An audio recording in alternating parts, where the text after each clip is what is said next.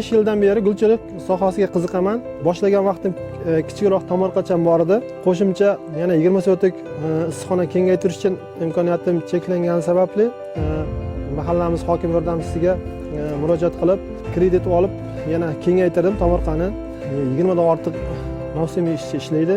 Mana shu joyimizni uzib sotsak 100 milliondan oshiqroq daromadga ega bo'laman.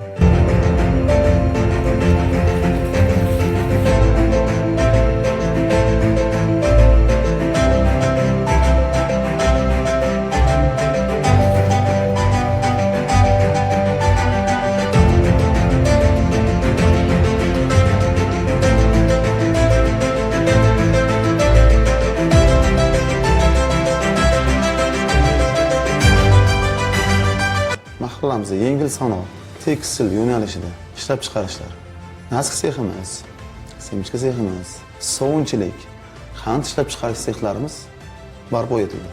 Mahallamizda jami 120 ta fuqaroimizga har bir oila tadbirkor davlat dasturi asosida 1 milliard 700 million so'mlik kreditlar rasmiylashtirildi. Hozir o'sha ajratilgan kreditlarimizni 60% kreditlari to'liq qaytarilib so'ndirildi. Ishsizlar 2024-yil 120 ta edi. O'sha 120 ta ishsiz fuqarodan 93 tasini ish bilan joylashtirdik. Hech qanday ikkilanishimiz kerak emas biz. Chunki orqamizda davlat rahbarimiz turibdi.